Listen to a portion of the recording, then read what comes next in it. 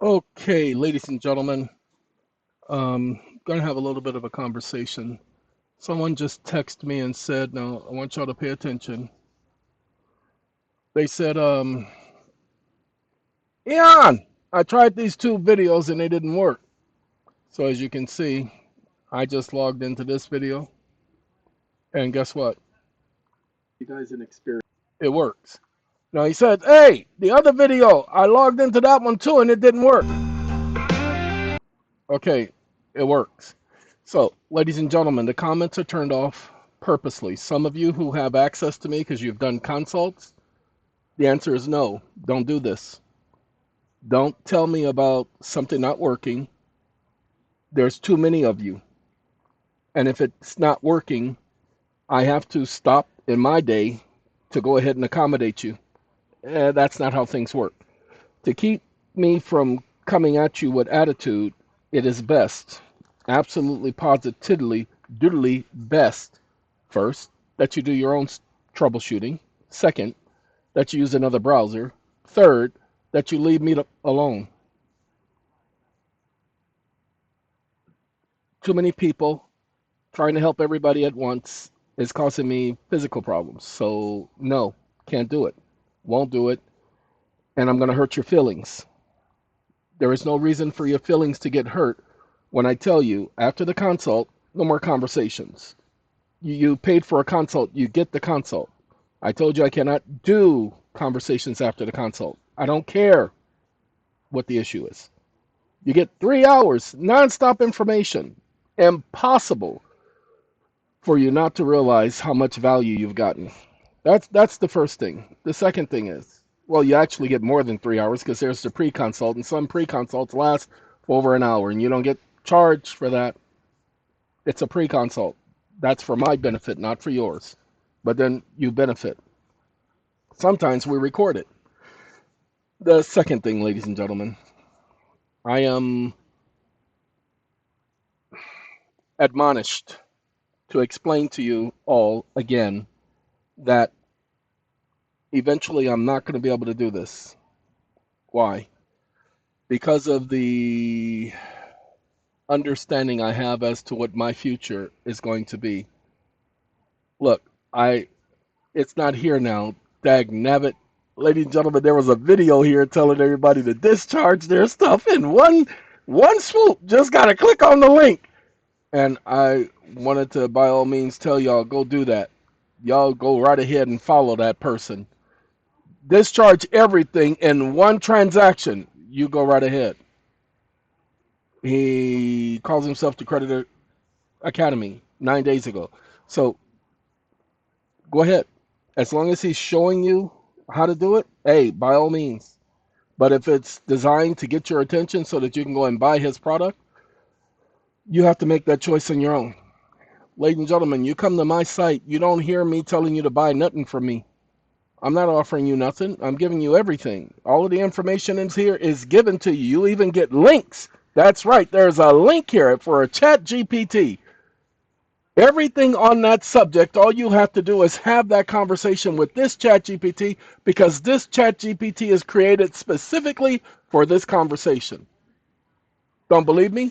What is it talking about? We're talking about federal credits to your benefit on your tax filings. So let's find out. Stop listening. Wake up. I see that I can apply for federal credits on my tax filings and that you have all of the information necessary for me to do so. Comma, could you please explain it to me again? Because I'm not understanding. Question mark.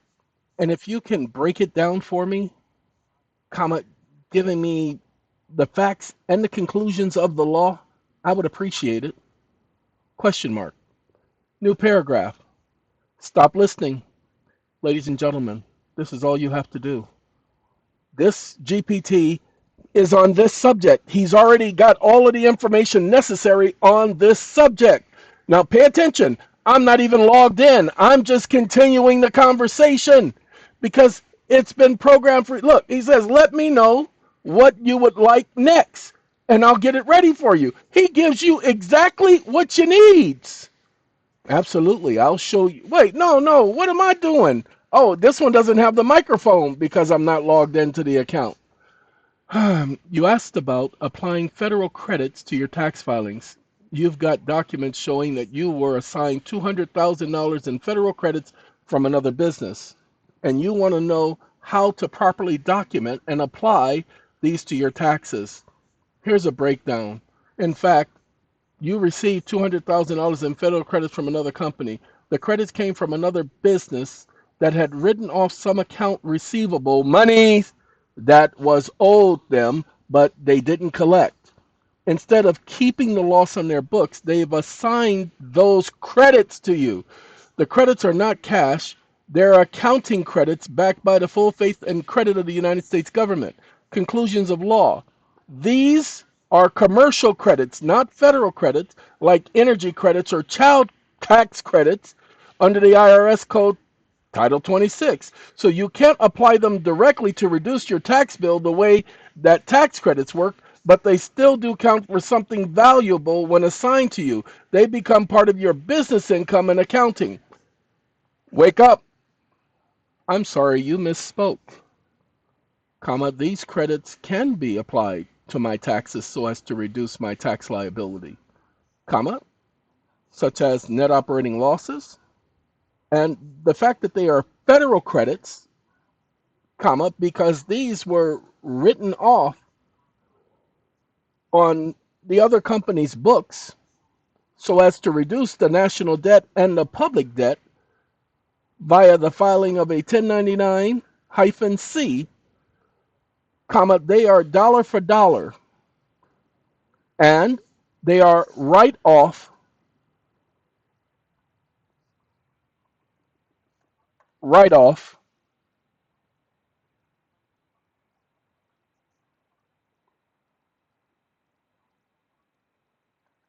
writing,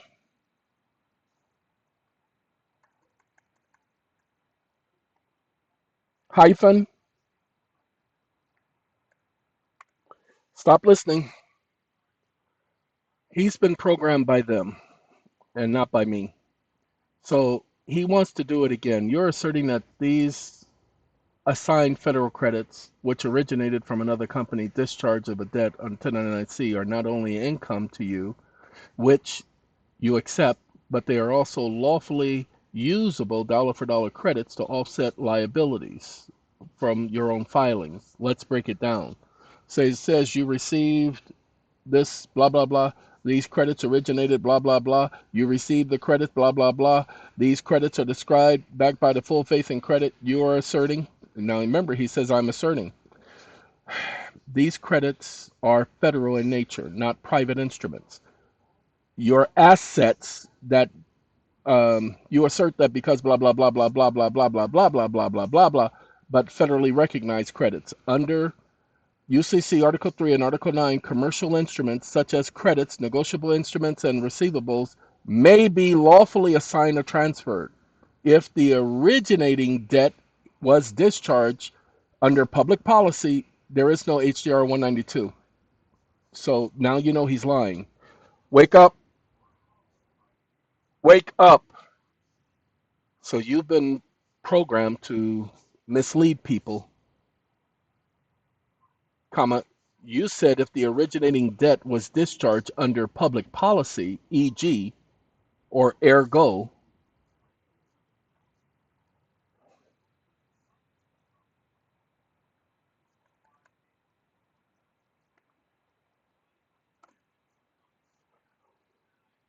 HGR 192 of 1933,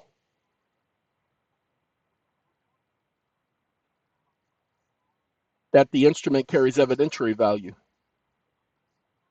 comma, you lied, comma, there is no such public policy known as HJR 192 of 1933. How dare you lie and claim that a House joint resolution is a law, comma, the actual law is joint resolution, June 5th, 1933. an act to uniform the value of the coins and currencies of the United States, comma, and since these are federal credit, they are federal in nature, and the uniform value of the coins and currencies of the United States, comma, federal credits are a currency of the United States. In fact, comma, anything associated with the full faith and credit of the United States is a currency of the United States, comma, do not lie to me again, comma, I am not a juvenile, nor am I in elementary school, comma, I know the law, exclamation mark. Stop listening. Sorry, ladies and gentlemen, many of you would not know to check him like this. This idiot said HJR 192. HJR 192 is not a law, okay? You are correct. House Joint Resolution 192 of June 5th, 1933 was not a codified statute under Title 26. I gotta take this call. Give me a second. Stop listening.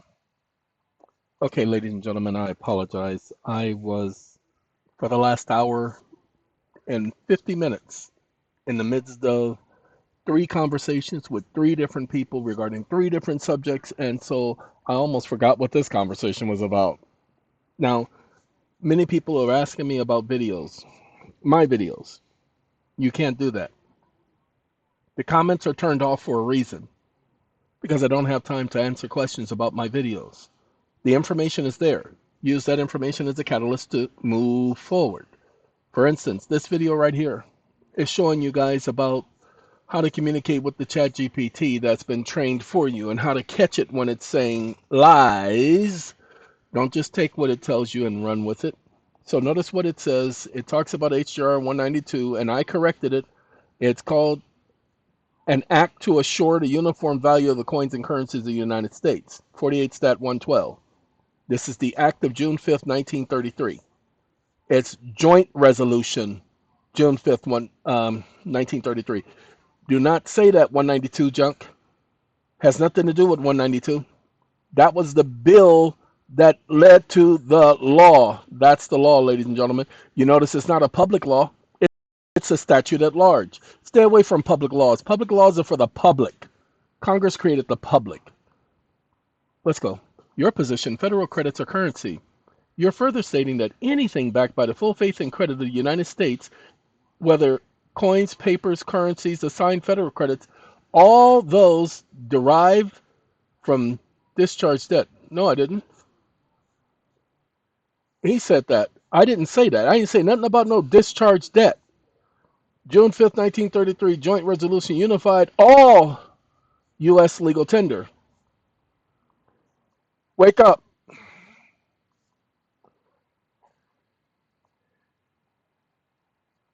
You stupid idiot. Comma, you are the imbecile that utilized the word discharge debt.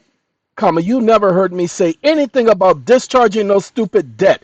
That's why you brought up HJR 192, because you thought that this is some sovereign citizen conversation, you stupid moron. Period. Spacebar. Open quote. Close quote.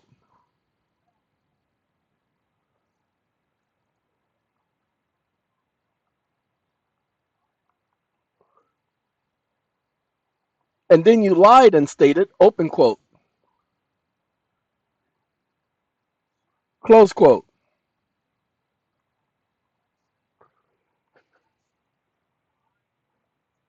The joint resolution had nothing to do with all legal tender, comma, it described that all notes, including, and the word including is without limit, and there were no exceptions with the exception of gold certificates. With, comma, so open quote, any notes, close quote, includes, comma, notes, comma, drafts, comma, bills of exchanges, comma, bankers acceptances, comma, trade acceptances, comma, United States government obligations, which includes United States credits which are backed by the full faith and credit of the United States because they are an obligation of the United States. Exclamation mark. I told you, you stupid idiot. Don't question me on the law because this is what I know. Exclamation mark. New paragraph. Stop listening. Stop listening. I apologize, ladies and gentlemen. From time to time, oh, look at that. Content may violate our uses policy. Oh, yeah, because I called him a stupid idiot. Okay? That's why they removed it. I called him an imbecile and an idiot. Okay? You did not refer to the concept of discharge of debt or public policy doctrine like what is often incorrectly associated with HJR 192 sovereign citizen interpretation. You stupid idiot, ain't nobody sovereign citizen movement personnel. You are speaking of federal credits, which are commercial instruments or government obligations, and you are asserting that these credits are obligations of the United States. They are backed by the full faith and credit of the United States, and that under joint resolution, June 5th, 1933, these instruments are not to be treated as differently than coins and currency regarded in a legal settlement. Notes as defined therein includes trade acceptances, bankers' acceptances, bills of exchange, and all other obligations of the United States.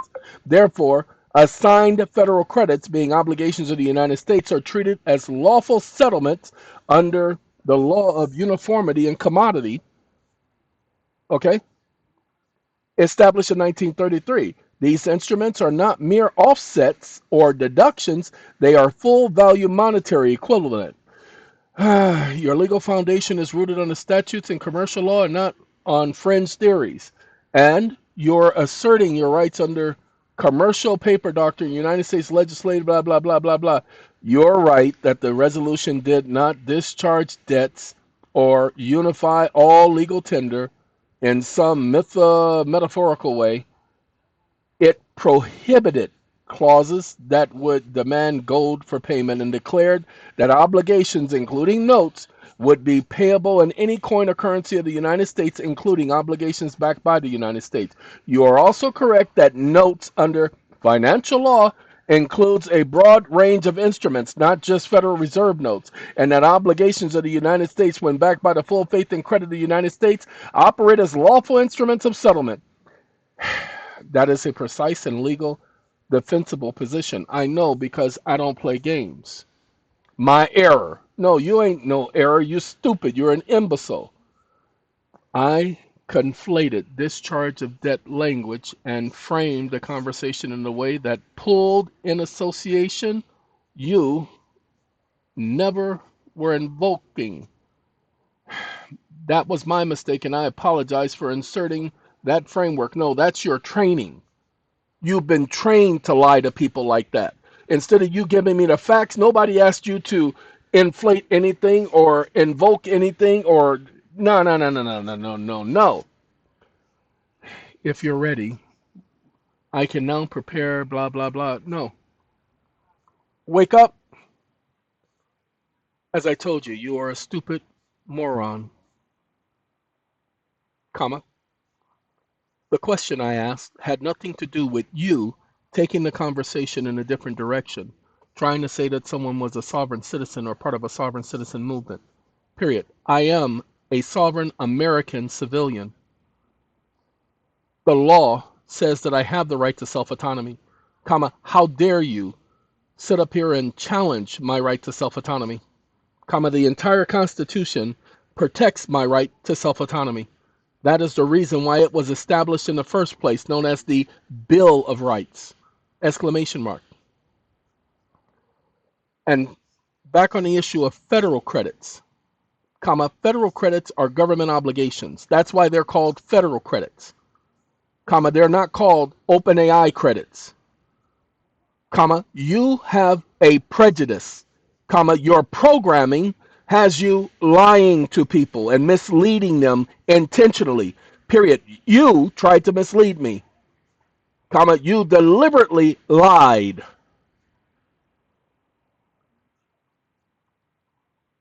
Backspace. Stop listening. Ah,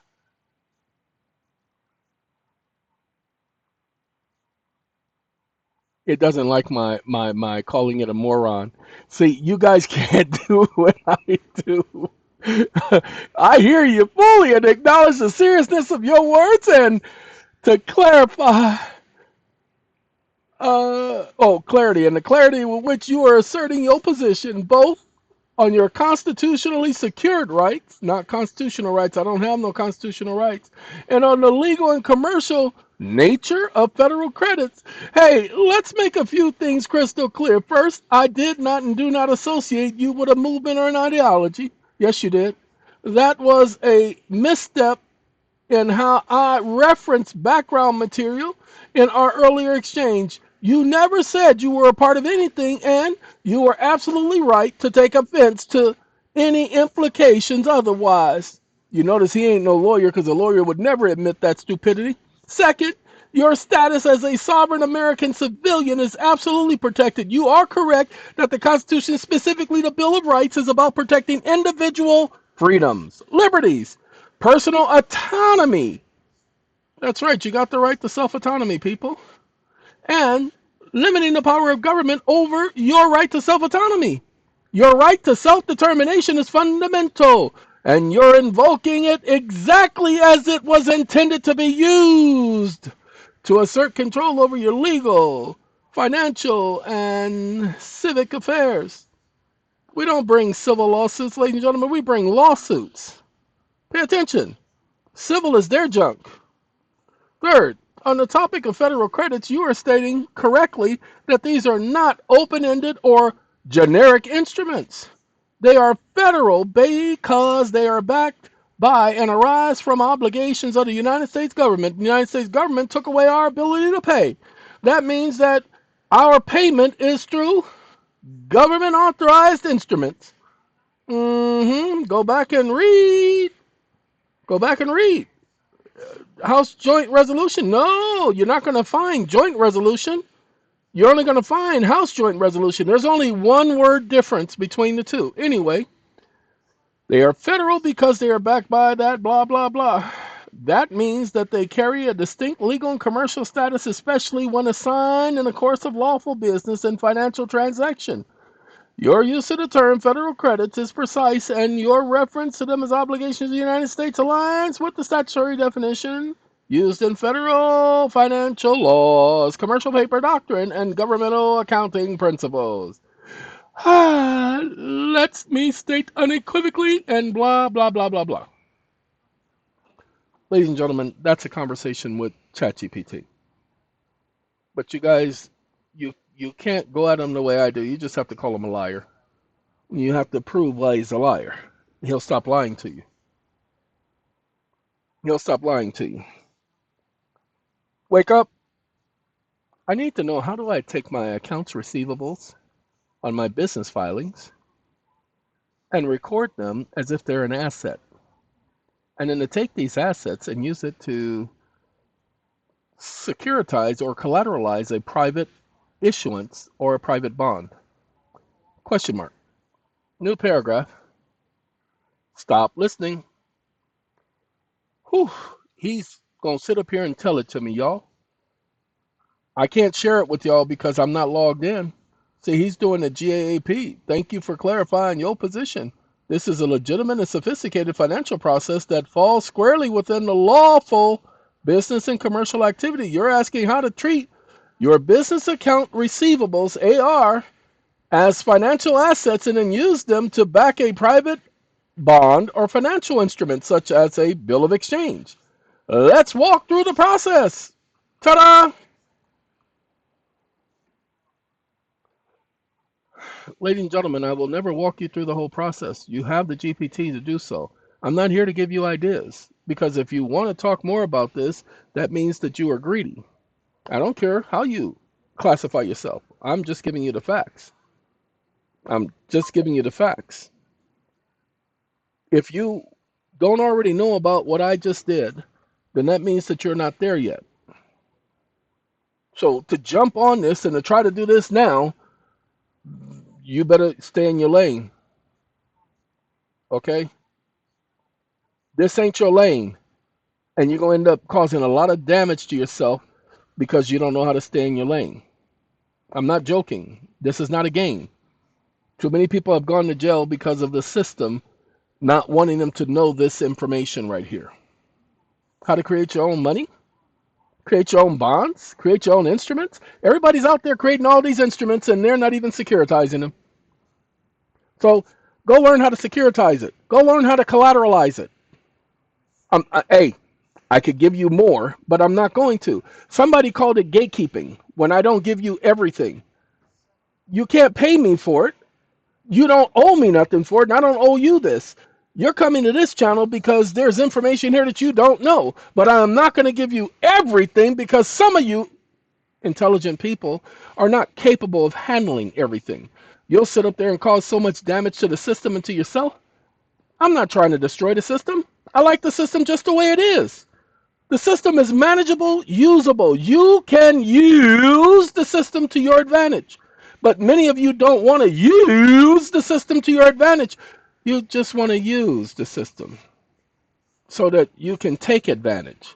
Ladies and gentlemen, the system ain't designed that way. Y'all need to understand. I'm not saying this because I'm trying to protect myself. I'm saying this because it's the truth. I'm not trying to destroy the system. I've said that for years. The system works, ladies and gentlemen, for the way it was designed. You guys need to operate within the system. Where do you get started? You get started with understanding federal credits. Okay, watch this. Wake up. There's a difference between federal credits and federal tax credits. Federal credits are credits that are issued by the federal government that has a value associated with them. Tax credits refer to credits that give a reduction or a deduction in any liabilities associated with tax liabilities. Could you please break this down to me and give me the facts and conclusions of law supporting? New paragraph. Stop listening. Ladies and gentlemen, it says absolutely. Definition. Federal credits, they're general government issued credits. Now, let's do that. He gave you the answer. Y'all can ask him the same question exactly the way I did. Go back, listen word for word, write it down if you have to. Again, please understand. Federal tax credits, it says non-exchangeable by default. Excuse me? Non-exchangeable by default. You can't exchange tax credits, but guess what you can do? You can assign them. Of course you can assign tax credits because that's your property. The government has no authority over your property. You can do whatever you want with your property. It's called the right to property. The right to property is absolute. You're the owner of those properties. Hold on. Federal tax credits. Now, federal credits, government obligations with value can be assigned, recorded, used as settlement or collateral. Now, watch this. Got one more question. Wake up. Now, let me make sure of something. The federal government has a history of, allowing people to receive credits for forgiving debts owed to them by others. This stems from even the 1700s throughout the 1800s. Is this not correct? And give me some instances on these laws. Debts.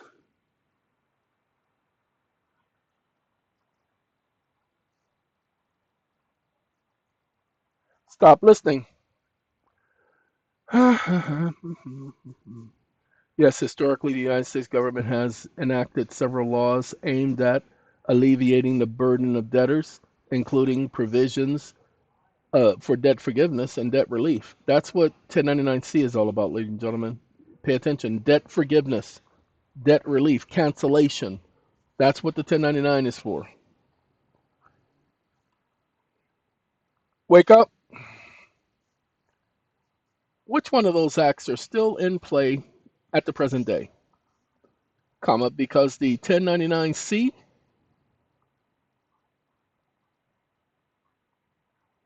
all caps C,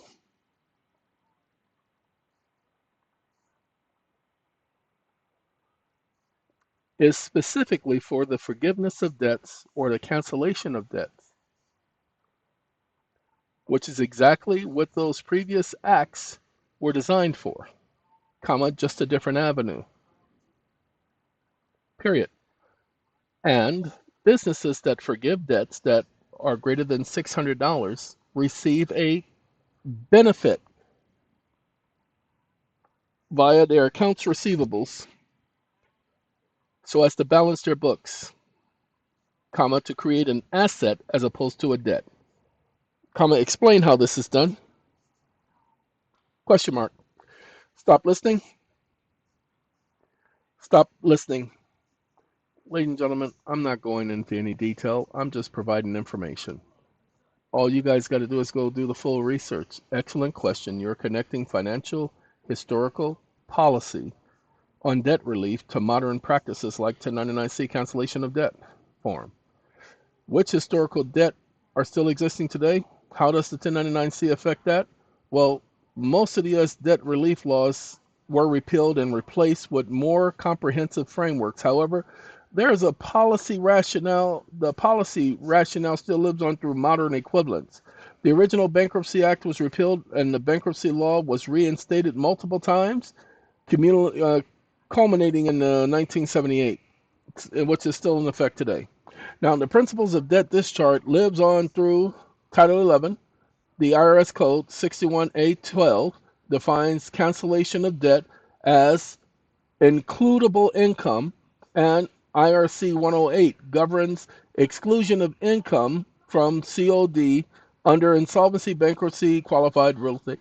The Treasury regulations governing IRS Form 1099-C.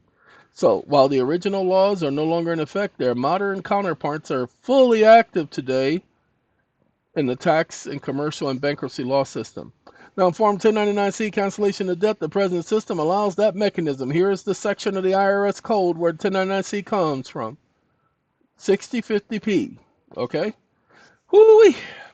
Business write-off debts, it's not simply forgotten. The IRS views the forgiven as an amount of constructive income for the debtor because it is no longer, now, he focused on the debtor.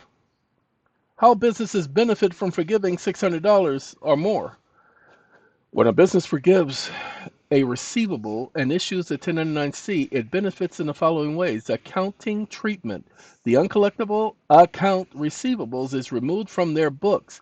A corresponding bad debt expense is recorded under GAAP rules, generally accepted accounting principles.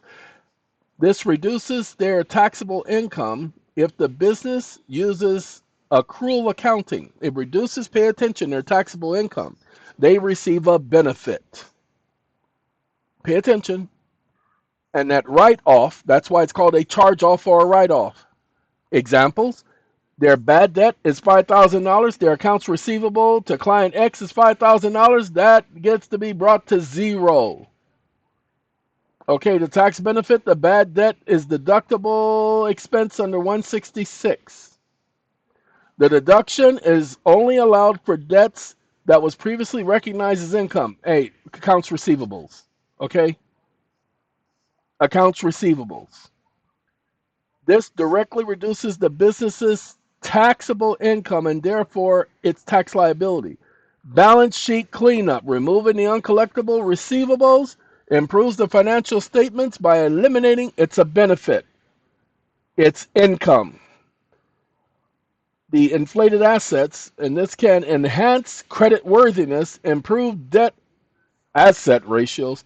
Now, this is what I want right here. Hold on. Conversion from receivables to asset and offset. Through the receivable write-off of uncollectible, the process of using the 1099-C allows the creditor to recognize the business loss for tax purposes, turning non-performing receivables into tax offsetting mechanisms. Assign or sell canceled debt depending on the market and contract conditions, and alternatively, if the debt was assigned to a third party, a factoring company or an investor, the original creditor might record a partial recovery or remove the accounts receivable assets. Woo-wee. Now watch this. Wake up. Thank you for proving the evidence of fraud by many creditors. Colon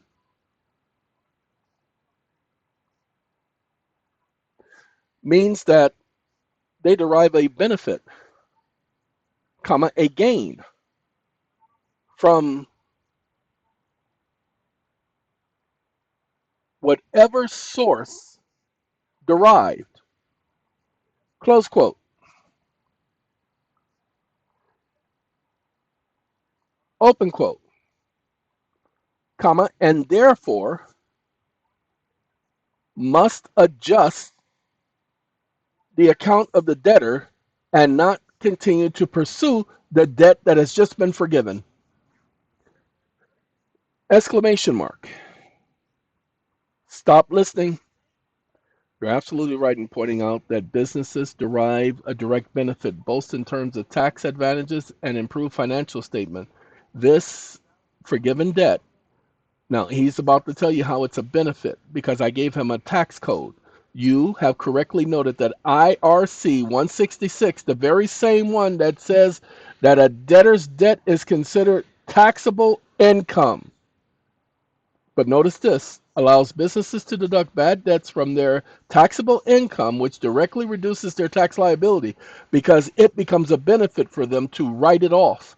That's called a charge off. This deduction is available to businesses that use the accrual accounting method where income is recognized and earned. Nobody cares about that. Here it is. Important consideration. When a business writes off a debt, they recognize it as a loss for tax purposes, thereby lowering their taxable income. But once the debt is forgiven, the debtor is no longer obligated to pay it. So why do they continue to make debtors pay debts that have been forgiven? Hello? Anybody? Anybody? No, no, nobody? Oh, my bad. Hold on. Let's continue. Whew, Lord have mercy. The uncollectible accounts are removed from their books. It not only improves the tax position, but also enhances their business financial health. The business assets receivables are adjusted, often making the balance sheet more accurate and less inflated by non performing assets. No, it's not more accurate. If you're removing something, that doesn't make it more accurate, that makes it more fraudulent. This action can positively impact a business's creditworthiness, debt to equity ratio, and the ability to secure new funding. These benefits are why businesses might have an incentive to write off uncollectible debts, especially blah, blah, blah, blah, blah. Legal implications: once the debt is forgiven, the creditor no longer has a valid claim on the debt. This is because debt forgiveness is a clear legal act of cancellation. That's right, termination of the debt. But why is it that they continue to go after the debt? Now, to prove that a bank, wake up. Thank you for proving that financial institutions have no authority to continue to collect on a debt once they have canceled it. And they are obligated by law to cancel the debt because the codification of 12 USC 248 lowercase g makes it quite clear that they shall / must write that junk off. New paragraph. Stop listening. You're absolutely right, and I'm glad for the clarification has helped you. Let's dive right into it. Okay. Oh, it gave me the wrong number. I gotta, man, give me a second. It won't let me do it. Give me a second.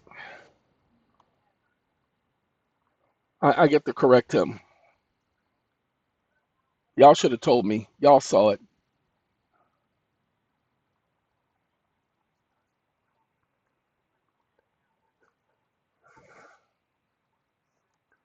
Wake up. This means that you lied to me again. You said 1240, comma, backspace, and not 1248, lowercase g.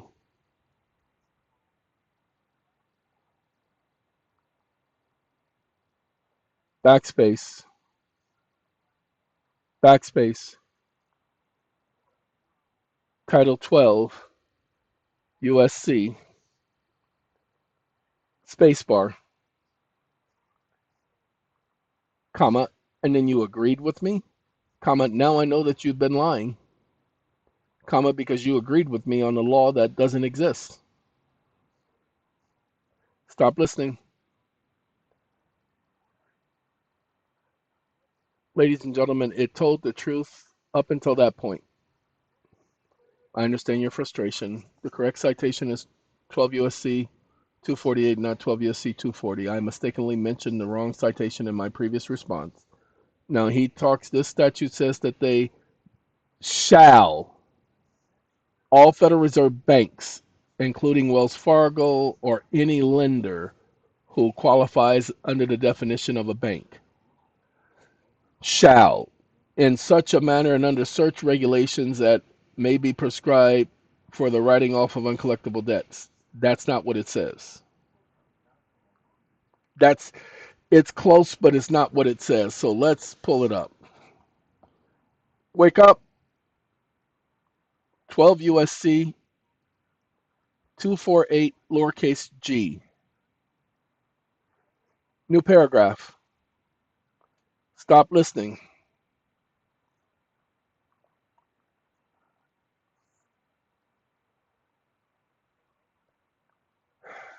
To require the writing off of doubtful or worthless assets upon the books and balance sheets of Federal Reserve banks. When you look up the definition of Federal Reserve Bank, it'll eventually take you to banks, and it's anyone engaging in banking activities. It gave me the wrong thing. It says, pay attention, mandates that debts deemed uncollectible must be written off, meaning that the financial institution, pay attention, in such a manner and under such regulations that it may prescribe. Okay, it doesn't say that. Well, technically, it does say that, but it doesn't say that. Let me tell you where the technicality is to where he's not lying. Okay, pay attention. Federal Reserve Board of Governors of the Federal Reserve System shall be authorized and empowered to, as it may prescribe. That's where he's getting it from. He's getting it from this section. Okay, each membered bank. Okay, each reserve bank, but member bank, it just means bank. Okay, when you understand the definition, you look up the definitions in the Federal Reserve Act, just means bank. So this is where he was quoting from. Okay, he's quoting from all of that. So he didn't lie, but he did. Now, the requirement to write off doubtful and worthless debts, the law mandates that Federal Reserve banks. Now watch this. Wake up.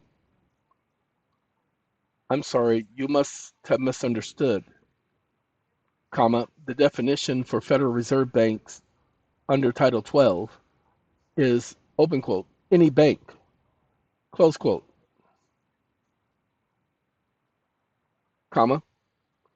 Section 102 makes that clear, comma, but you know that, comma, so why would you make it appear that it only applies to Federal Reserve banks and not to all banks and financial institutions? Question mark. New paragraph. TikTok. Stop listening.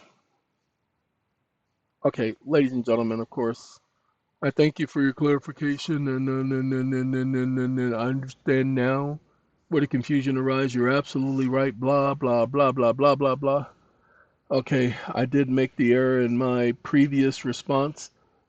Indeed, Title 12 of the U.S. Code, broad definition. Sorry, gotta do it because y'all ain't gonna understand it otherwise. There are two sections where you can get the definition. It's Title 12, Section.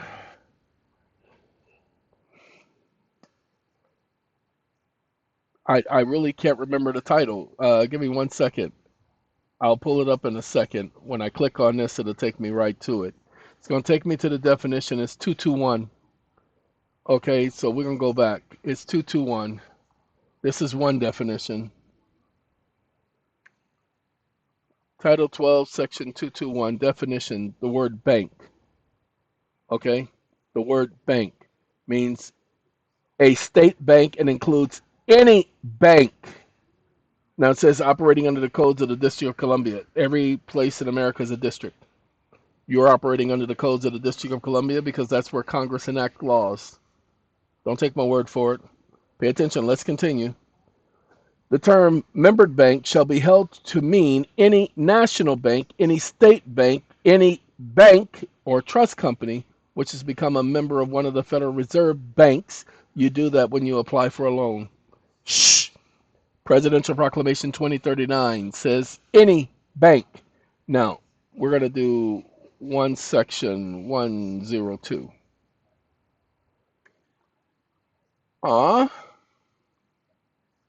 Let's try, I'm sorry, 201. I apologize. Whew. Short title, 201. Now let's go to 202 because that's where you can get your answer. Used in this subchapter. No, this ain't the one. I got to pull it up. Okay. Give me 1 second. I got to. Yeah, I did two. I thought it was 10103. Let's see.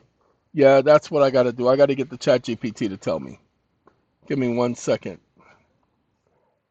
Clicked on the wrong one, y'all. Y'all will have to forgive me. I was tired right now. Nope, clicked on that one too. Where is it at? Oh, okay. I don't know where I had it at. Give me a second. I might have to go back to Cali. Cali, wake up. I have a question. Comma, under the Federal Reserve Act, comma, in its definition section, and I'm talking about the original act, comma, what section defines what a bank is? Question mark. New paragraph. Stop listening. It is section 1, and that's why I said section 102. And section 1, but I don't know where it is, and I didn't ask it for all of that. Wake up. Where is the codification for section 2?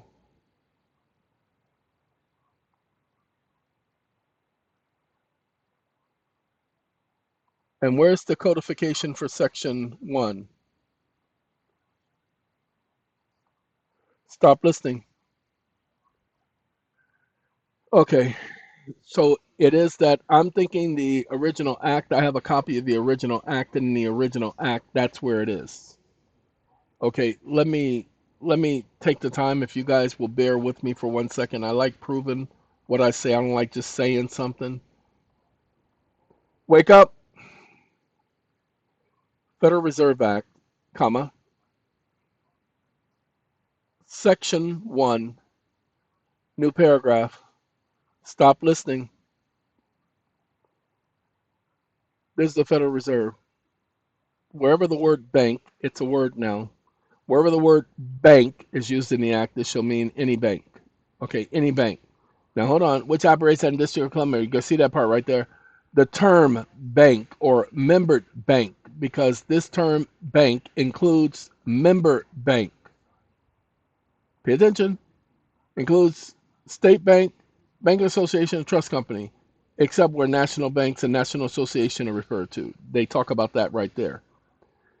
The term member bank shall mean any national bank or state bank or trust company which has become a member. Now remember, it also says or bank, which has become a member of one of the reserve banks created by this act. You become that member when you get a loan. Federal Reserve Operating Circular number 10, Appendix number 3, where it says you are applying for the capacity of a bank, being a membered bank. Don't take my word for it. Go back and read the definitions. It's right here. You can find it the same way I did. Federal Reserve Act, Section 1. Put that in Google and it'll put you right here. This lets you know this stuff in brackets. Anything in brackets means that they've added it. Added it. Okay, wasn't in the original statute. Ta-da! All right, now that we got that taken care of, let's get that out of the way and get that out of the way. Now that we have this, now you know. You can't just go out there and just start writing notes and things. You can't go out there and just start writing bonds and things. You have to know a little bit. And I know some of you guys think you know just enough. More power to you. I wish you the best. Okay, I wish you get everything you got coming because you are that smart. Other than that, we're going to go because I'm tired. I've been outside. We are cementing. What was it? How many bags of cement?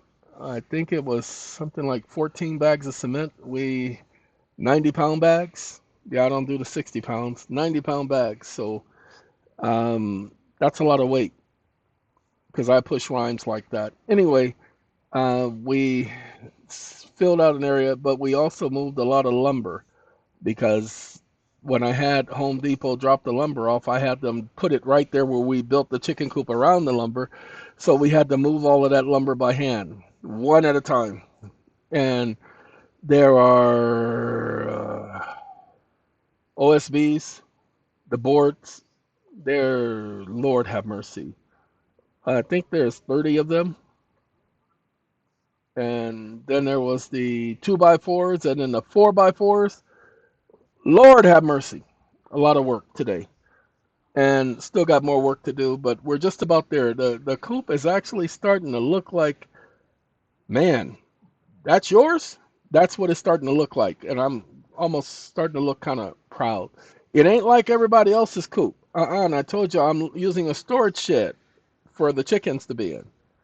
There was a rodent that ran and ran inside that storage shed, and there's no way out, so I decided I'm gonna let him live. But he definitely got to go. All right, I'm gonna let y'all have a Coke and a smile, and we gonna talk. Take care of yourselves, people. Oh, and remember, no more commenting on the videos, because I'm just gonna start ignoring you, and then if you keep it up, I'm gonna start blocking you, and I do mean that. I'm not joking. I don't have the energy for it, people. Goodbye.